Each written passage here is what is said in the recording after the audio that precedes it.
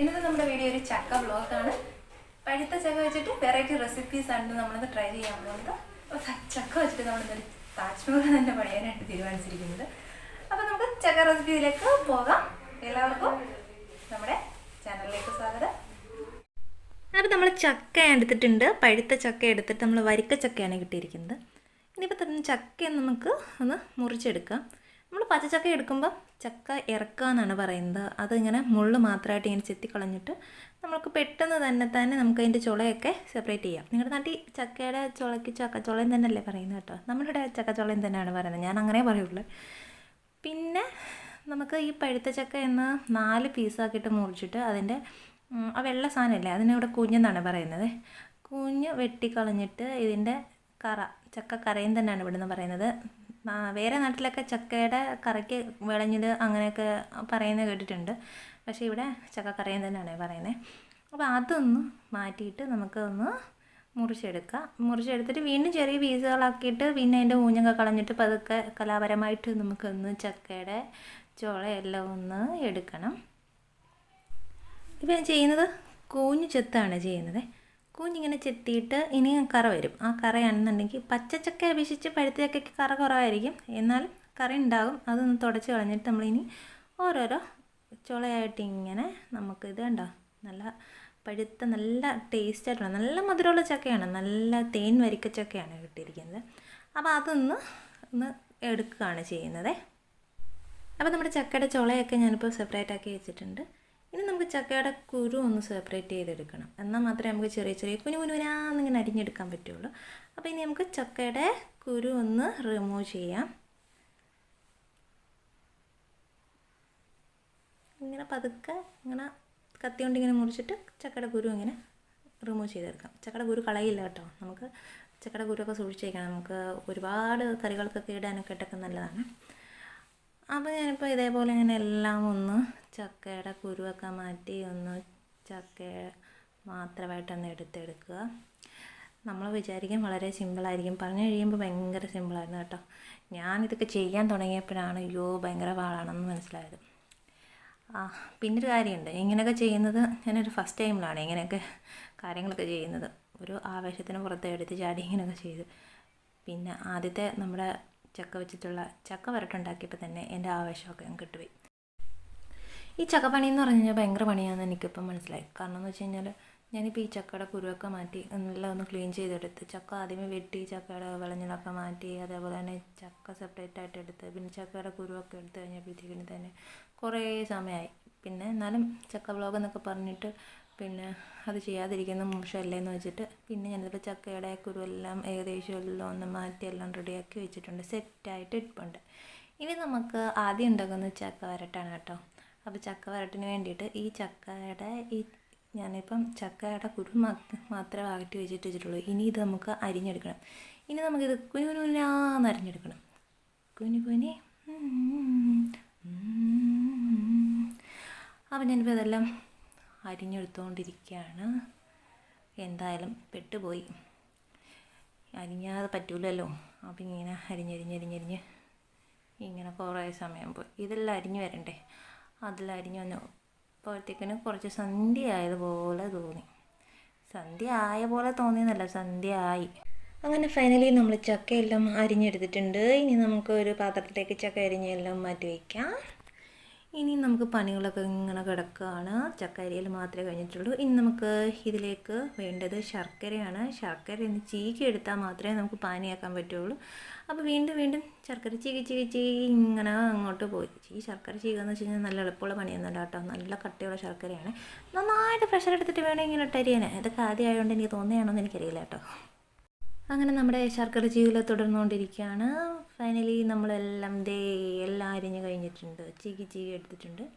ഇനി നമുക്ക് ഈ പണികൾ വീണ്ടും കിടക്കുകയാണ്. ഇനി അരിഞ്ഞ് വെച്ചിരിക്കുന്ന ചക്കയൊന്ന് പ്രഷർ കുക്കറിലിട്ട് ഒരു വിസിൽ അടുപ്പിക്കുക. വെള്ളം ഒഴിക്കേണ്ട ചക്കയിൽ കേട്ടോ. വെള്ളം ഒഴിച്ച് കഴിഞ്ഞാൽ വേറെ വെള്ളമൊക്കെ ആയിപ്പോവും. അപ്പം വെള്ളം ഒഴിക്കേണ്ട, അത്യാവശ്യം ചക്കയ്ക്ക് വെള്ളം ഉണ്ടല്ലോ. അപ്പം വെള്ളം ഒഴിക്കാതെ ഒരു വിസിൽ. ഓക്കെ. ഇനി നമുക്ക് ഈ പ്രഷർ കുക്കറിലിട്ട് വെച്ചിരിക്കുകയാണ് ഞാനിപ്പം ചക്ക. ഇനി അത് നമുക്ക് ശർക്കര വന്നിട്ട് നമുക്ക് പാനിയാക്കി എടുക്കണം. ശർക്കരയ്ക്കകത്ത് എന്തെങ്കിലുമൊക്കെ അഴുക്കൊക്കെ കാണൂലേ, അപ്പോൾ ശർക്കര പാനിയാക്കാൻ വേണ്ടിയിട്ട് നമ്മളത് ഒരു ചെറിയ ചരുവം, അങ്ങനെയല്ലേ നിങ്ങൾ പറയുന്നത്? അത് തന്നെ, ഞാൻ ഇവിടെ അങ്ങനെയൊക്കെയാണ് പറയുന്നത്.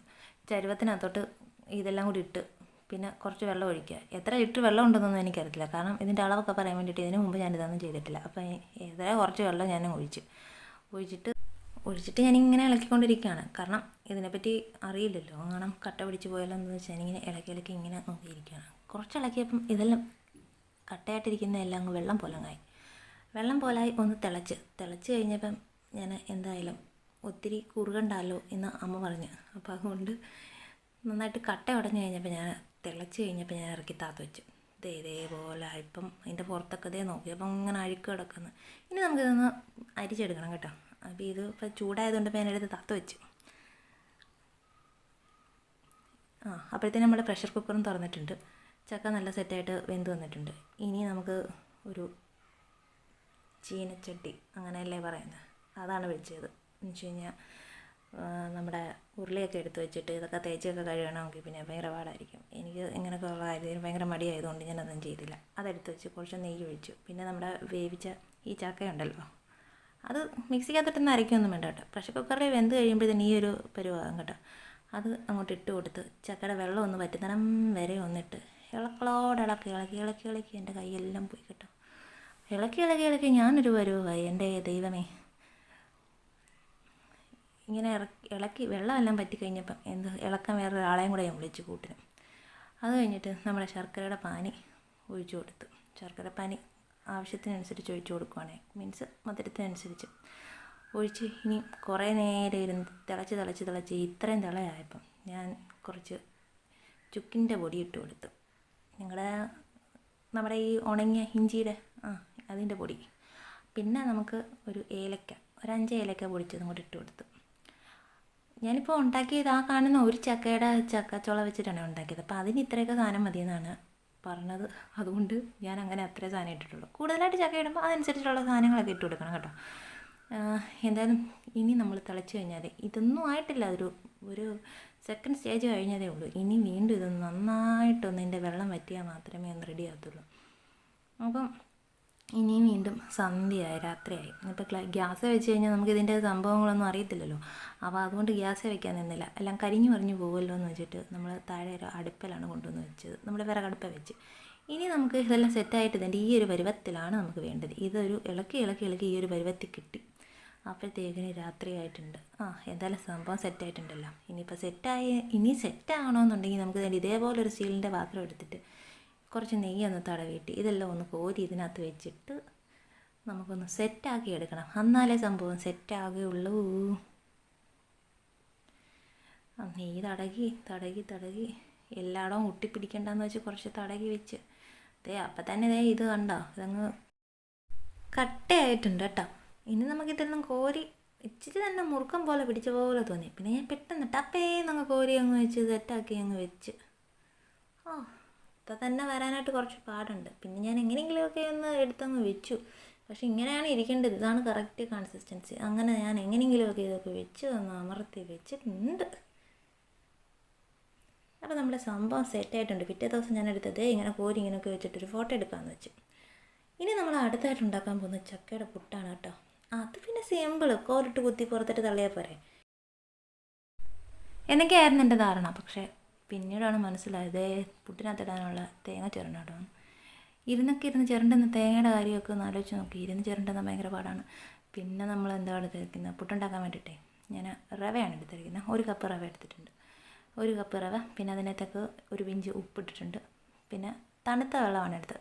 തണുത്ത വെള്ളം മീൻസ് ഫ്രിഡ്ജിനകത്തിരിക്കുന്ന വെള്ളം എന്നല്ല കേട്ടോ, നമ്മളെ നോർമൽ വാട്ടർ. അതിട്ടിട്ടാണ് ഇങ്ങനെ കട്ട ഇങ്ങനെ ഉടച്ചുടച്ച് നമ്മളിങ്ങനെ നനച്ച് കൊടുക്കുകയാണ് ചെയ്യുന്നത്. അപ്പം അതൊക്കെ പഠിച്ചു. ഇനി റവയൊക്കെ വെച്ചിട്ട് സത്യം പറഞ്ഞു കഴിഞ്ഞാൽ ഞാൻ ഇതിനു മുമ്പ് പുട്ടൊക്കെ ഉണ്ടാക്കുന്ന സമയത്ത് പുട്ടെല്ലാം കൂടെ വല്ല കുഴക്കട്ട പോലൊക്കെ ഇരുന്നിട്ടുണ്ട്. ഞാനങ്ങനെ പുട്ടുണ്ടാക്കാനായിട്ട് മെനക്കെട്ടിട്ട് പോകത്തില്ല. ഈ ദോശ ഇഡ്ഡലിയൊക്കെ ആണെന്നുണ്ടെങ്കിൽ സെറ്റാക്കിയിട്ടൊക്കെ ഉണ്ടാക്കും കേട്ടോ. അപ്പോൾ പുട്ടൊന്നും ഉണ്ടാക്കുന്നത് ഞാൻ അങ്ങനെ പുട്ടങ്ങനെ ഉണ്ടാക്കി എക്സ്പീരിയൻസ് ഇല്ല കേട്ടോ.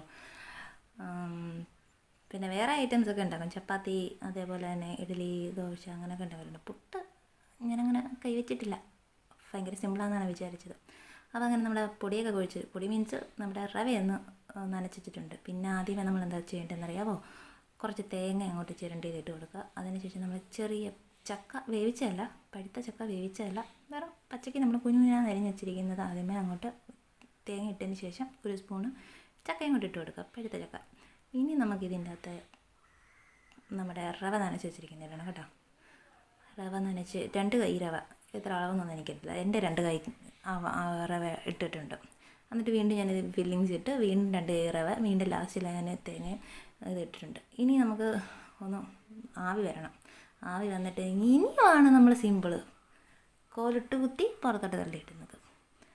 അപ്പോൾ സംഭവം സെറ്റായിട്ട് വന്നിട്ടുണ്ട് കേട്ടോ. ഫസ്റ്റ് ടൈം പുട്ടൊക്കെ ഉണ്ടാക്കുന്നത് ഞാൻ അങ്ങനെ ഉണ്ടാക്കിയിട്ട് സെറ്റായിട്ടൊന്നും വന്നിട്ടില്ല. പക്ഷേ എന്തായാലും ഇതെന്തായാലും ഉടലി പോലെ ഒന്നും ഇങ്ങനെ കുഴഞ്ഞൊന്നും ഇരുന്നില്ല. എന്തായാലും സെറ്റായിട്ട് വന്നിട്ടുണ്ട്. ഞാനിങ്ങനെ തള്ളിയിട്ട് കഴിഞ്ഞപ്പോഴാണ് ഏതാണ്ട് നമ്മുടെ പിന്നെ ചക്ക കണ്ട ഒരു വശത്തേട്ടൊക്കെ പോയി. ഇനി നമ്മൾ അടുത്തായിട്ട് ഉണ്ടാക്കാൻ പോകുന്നത് കുമ്പിളപ്പം. കേട്ടിട്ടുണ്ടോ? നിങ്ങളുടെ നാട്ടിൽ കുമ്പിളപ്പം തന്നെയാണോ പറയുന്നത്? ഞങ്ങളുടെ കുമ്പിളപ്പം ചക്കയപ്പം എന്നൊക്കെ പറയും കേട്ടോ. അപ്പം കുമ്പിളപ്പത്തിന് വേണ്ടിയിട്ട് കുറച്ച് ചക്ക എടുത്ത് മിക്സിക്കകത്തിട്ട് അടിച്ചെടുക്കുക. വേവിക്കാതെ തന്നെ മിക്സിക്കകത്തിട്ട് നന്നായിട്ടൊന്ന് അടിച്ചെടുക്കുക. കുറച്ച് ചക്കയെന്ന് വെച്ച് കഴിഞ്ഞാൽ അത്രയൊന്നും ഞാൻ എടുത്തെന്ന് ഓർക്കുന്നൊന്നുമില്ല. ഏതായാലും കുറച്ച് ചക്ക എടുത്തിട്ട് അടിച്ച് എടുത്തിട്ടുണ്ട്. പിന്നെ നമുക്ക് ഗോതമ്പ് പൊടി എടുക്കാം, അല്ലെന്നുണ്ടെങ്കിൽ അരിപ്പൊടിയാണ് നിങ്ങൾക്ക് വേണ്ടെങ്കിൽ അരിപ്പൊടി എടുക്കാം. ഞാനിപ്പോൾ ഇവിടെ ഗോതമ്പിൻ്റെ ആയിട്ടാണ് എടുത്തേക്കുന്നത് കേട്ടോ. ഗോതമ്പ് പൊടി ഒരു 4 കപ്പ് എടുത്തിട്ടുണ്ട്. പിന്നെ അതിൻ്റെ കൂടെ 1 കപ്പ് റവയും കൂടി എടുത്തിട്ടുണ്ട്. പിന്നെ ഇതിലേക്ക് വേണ്ടുന്നത് ഏലക്കയാണ്. ഒരു 10 ഏലക്ക, അതൊരു പഞ്ചസാരയും കൂടി ഇട്ടൊന്ന് പൊടിച്ച് അതിനകത്തോട്ട് ഇട്ടിട്ടുണ്ട്. ഇനി തേങ്ങയാണ്, ഒരു അരമുറി തേങ്ങ ചിരണ്ടി വെച്ചിട്ടുണ്ട്. അതും കൂടെ അങ്ങോട്ട് വേണം ചെയ്യുന്നത്. അപ്പം നിങ്ങളുടെ ഇതിൻ്റെയൊക്കെ അളവ് നിങ്ങളുടെയൊക്കെ ടേസ്റ്റിനനുസരിച്ചൊക്കെ. ഞാനങ്ങനെ അളന്നൊന്നുമല്ല എടുത്തൊന്ന് ചുമ്മാ അങ്ങ് ചെയ്തതാണ് കേട്ടോ. ഇരിക്കട്ടെ എന്ന് വെച്ച്. പിന്നെ നമുക്ക് ഉപ്പിട്ട് കൊടുക്കാം കേട്ടോ, ബാലൻസ് ചെയ്യാൻ വേണ്ടി. ഇനി നമുക്ക് കുഴച്ച് കൊടുക്കണം കേട്ടോ. കുഴച്ച് കൊടുക്കാൻ വേണ്ടിയിട്ട് ശർക്കര പാനി ഒഴിച്ചിട്ടാണ് കുഴച്ചെടുക്കുന്നത് കേട്ടോ. വെള്ളമൊന്നും ഒഴിച്ചിട്ടൊന്നുമല്ല, ഇത് ശർക്കര പാനിയാക്കി വെച്ചിരിക്കുന്നതാണ്. ശർക്കര പാനി കുറേശ്ശെ ഒഴിച്ച് നന്നായിട്ടൊന്ന് കുഴച്ചെടുക്കാം. ഇത്രയൊക്കെ ചെയ്ത് കഴിഞ്ഞപ്പോഴത്തേക്കിന് എൻ്റെ ഒരു പരുവം വന്നുപോയി. ഇപ്പോൾ ഈ കുമ്പിളപ്പം ഉണ്ടാക്കാൻ വേണ്ടിയിട്ട് ഞാൻ ഒരുപാടൊക്കെ ഒരാളിനെ എടുത്തിട്ടുണ്ട്. പിന്നെ ഇട്ട് ഇങ്ങനെ കുഴച്ച് കൊണ്ടുവന്നിട്ടുണ്ട്. ഇനിയിപ്പോൾ നമുക്ക് കുമ്പിളപ്പത്തിന് വേണ്ടിയിട്ട് വയനയിലയാണ്. വയനയില നമുക്കൊന്ന് കുമ്പിൾ കുത്തി കൊടുക്കണം. കുമ്പിൾ കുത്തിയിട്ട് നമുക്ക് ഈ ഒരു ഉണ്ട പോലെ ഒന്ന് ഉരുട്ടി അതിനകത്ത് തലകയറ്റ് വെച്ച് കൊടുക്കണം കേട്ടോ. തലകയറ്റ് വെച്ച് ഒന്ന് ജസ്റ്റ് ഒന്ന് പ്രസ് ചെയ്ത് കൊടുക്കണം. അപ്പം നമ്മൾ കുമ്പിളൊക്കെ സെറ്റാക്കി ഇനി നമ്മൾ ഇഡലിച്ചെമ്പിലേക്ക് ഒഴിച്ച് കൊടുക്കുകയാണ് ചെയ്യുന്നത് കേട്ടോ. ഇഡലിച്ചെമ്പ് ഇങ്ങനെ വെള്ളം ഒഴിച്ചിട്ട് തിളയ്ക്കാൻ വെച്ചിട്ടുണ്ടേ. എന്നിട്ട് ഇനി നമ്മളെല്ലാം സെറ്റാക്കി കുമ്പിൾ വെച്ചിട്ടുണ്ട്. ഇനി ഒന്ന് അടച്ച് വയ്ക്കുക. 20 മിനിറ്റ് കഴിഞ്ഞപ്പോൾ ഇതേപോലെയൊക്കെ കിട്ടി. നല്ല മണം ഉണ്ടായിരുന്നു കേട്ടോ. വയനയിലയുടെ നല്ല അടിപൊളി മണം, അതേപോലെ തന്നെ നല്ല പിന്നെ തേങ്ങയും ശർക്കരയുടെയൊക്കെ നല്ല അടിപൊളി, ചക്കയുടെയൊക്കെ നല്ല അടിപൊളി മണമായിരുന്നു. സംഭവം സെറ്റായി. പിന്നെ നമ്മൾ ഉണ്ടാക്കാൻ പോകുന്നത് പ്രഥമനാണ് കേട്ടോ, ചക്ക പ്രഥമനം. അതിന് വേണ്ടിയിട്ടേ എന്തൊക്കെ വേണ്ടതെന്നറിയോ? ചവ്വരിയാണ്.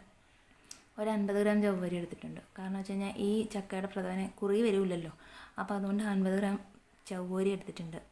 ചവ്വരി മീൻസ് സാഗോ. ഓക്കെ. പിന്നെ നമുക്ക് ഒരു 10-30 ചോള ചക്ക അരിഞ്ഞത്. പിന്നെ നമുക്ക് വേണ്ടത് എന്തെന്ന് വെച്ച് കഴിഞ്ഞാൽ ശർക്കര പാനി കേട്ടോ. അപ്പോൾ പ്രഥമനാണെന്ന് വെച്ചിട്ട് നമ്മൾ വലിയ ഉരുളിയൊന്നും എടുത്ത് വയ്ക്കുന്നില്ല, ചെറിയ കുറച്ച് ഉള്ളല്ലോ. അപ്പോൾ ഞാനിപ്പോൾ ഒരു സ്പൂൺ നെയ്യ് ഇട്ട് എടുത്തിട്ട് നമ്മൾ ഈ അരിഞ്ഞ് വെച്ചാൽ കുറച്ച് ചുളയല്ലേ ഉള്ളൂ, അത് ചുള ഇട്ടൊന്ന് നന്നായിട്ടൊന്ന് വഴറ്റിയെടുക്കുകയാണ് ചെയ്യുന്നത്. ചക്ക വഴുന്നതിന് ശേഷം നമ്മളാണെങ്കിൽ സാഗോ ഒന്ന് കുക്കറിനകത്തിട്ട് വേവിക്കാൻ വെച്ചിട്ടുണ്ടായിരുന്നേ. അപ്പോൾ അത് ഇതേപോലെ ഇട്ടിട്ടുണ്ട്. അപ്പോൾ അതങ്ങോട്ട് ഒഴിച്ച് കൊടുക്കുകയാണ്. ചക്കയുടെ വെള്ളം പറ്റി ഇട്ടിട്ടുണ്ട്. അപ്പോൾ അതിനകത്തോട്ട് ഇട്ട് കൊടുക്കുകയാണ് ചെയ്യുന്നത്. അപ്പോൾ നമുക്ക് സാഗോ ഇട്ട് കൊടുത്തിട്ട് ജസ്റ്റ് ഒന്ന് തിളയ്ക്കുമ്പോഴത്തേക്കിന് നമുക്ക് ഇതിലേക്ക് ഏലക്ക, അതേപോലെ തന്നെ ചുക്ക് എല്ലാം ഞാനൊന്ന് ഒരു സ്പൂൺ പഞ്ചസാര ഇട്ടിട്ട് ഒന്ന് പൊടിച്ചിട്ടുണ്ട്. ഇനി നമുക്ക് ഇതിലേക്ക് ഇട്ട് കൊടുക്കുന്നത് എങ്ങനെയാണെന്നറിയാമോ? നമ്മുടെ ശർക്കര പാനി ഒഴിച്ച് കൊടുക്കുക, അത് നന്നായിട്ടൊന്ന് തിളയ്ക്കുക. അതിനുശേഷമാണ് ഞാനിപ്പം പഞ്ചസാരയ്ക്കകത്ത് ഒരു സ്പൂൺ പഞ്ചസാരയ്ക്കകത്ത് നമ്മുടെ ഏലക്കായും ചുക്കും കൂടെ പൊടിച്ച് വെച്ചത് എടുക്കുക. ഏകദേശം ഒരു സ്പൂൺ മതി, എല്ലാം കൂടെ ഒരു സ്പൂൺ. ഇനി നമുക്ക് ഇതേപോലെ ഇതിനകത്ത് പ്രഥമനകത്ത് ഒഴിക്കുന്നത് കോക്കനട്ട് മിൽക്കാണ് കേട്ടോ. നമ്മുടെ പശുവിൻ്റെ പാലല്ല, കോക്കനട്ട് മിൽക്ക് ഒരു 1/2 ഗ്ലാസ്സിന് എടുത്തിട്ടുണ്ട്. അപ്പോൾ നമ്മൾ സെറ്റായിട്ടുണ്ട്. ഇനി നമുക്ക് കോക്കനട്ട് പാൽ ഒഴിച്ച് കഴിഞ്ഞിട്ട് ജസ്റ്റ് ചൂടാകുകയോ ചെയ്യാവുള്ളൂ, തിളക്കരുത് കേട്ടോ. കോക്കനട്ട് മിൽക്ക് ഒഴിച്ച് കഴിഞ്ഞാൽ പിന്നെ നമുക്ക് പായസം തിളയ്ക്കാൻ പാടില്ല. ജസ്റ്റ് ഒന്ന് തിളയ്ക്കുമല്ല ഇത് കേട്ടോ. ഇത് പെട്ടെന്ന് ഇങ്ങനെ ഒഴിച്ചു കിടന്നപ്പോൾ തന്നെ ഇങ്ങനെ കുതിക്കുന്നുണ്ട്. അപ്പോൾ ഞാനപ്പോൾ ഓഫാക്കിയിട്ടുണ്ട്. അപ്പോൾ നമ്മുടെ ചക്കപ്രഥമൻ ഇപ്പോൾ ഇവിടെ റെഡി ആയിട്ടുണ്ട്. ഇനി നമുക്കൊന്ന് സെർവ് ചെയ്തെടുക്കാം. അപ്പോൾ നല്ല സൂപ്പറായിട്ട് വന്നിട്ടുണ്ട് കേട്ടോ. നല്ല അടിപൊളി മധുരമൊക്കെ പാകത്തിനും നല്ല മധുരമൊക്കെ ആയിട്ട് നന്നായിട്ട് വന്നിട്ടുണ്ട് കേട്ടോ. നല്ല നമ്മൾ അടപ്രഥമനൊക്കെ കഴിക്കുന്നതിനെക്കാട്ടിലൊക്കെ നല്ലൊരു സൂപ്പർ ടേസ്റ്റാണ് കേട്ടോ. അപ്പോൾ എല്ലാവരും ട്രൈ ചെയ്ത് നോക്കണം. നമ്മുടെ ചക്കയുടെ വ്ളോഗ് എല്ലാവരും കണ്ടെന്ന് വിചാരിക്കുന്നു. ഇതുപോലൊക്കെ നിങ്ങൾ ചെയ്ത് നോക്കണം. പിന്നെ നമ്മൾ ചക്ക വെച്ചിട്ട് ഒരുപാട് വിഭവങ്ങളൊക്കെ ഉണ്ടാക്കാം. പഴുത്ത ചക്ക വെച്ചിട്ട് അങ്ങനെയൊക്കെ ചക്ക വെച്ചിട്ട് ഉണ്ടാക്കുകയാണെന്നുണ്ടെങ്കിൽ നമ്മുടെ ഈ വീഡിയോ നമ്മൾ എവിടെയൊക്കെയോ വെച്ചെന്നെത്തിപ്പോകും. അപ്പോൾ അതൊക്കെ ഒഴിവാക്കാൻ വേണ്ടിയിട്ട് ഞാനിപ്പോൾ ഈ ഒരു 4 ഐറ്റം കൊണ്ടൊക്കെ അങ്ങ് നിർത്തുകയാണ് ചെയ്യുന്നത്. അപ്പോൾ നമ്മുടെ ചക്ക വ്ളോഗ് വൈൻഡപ്പ് ചെയ്യുകയാണ്.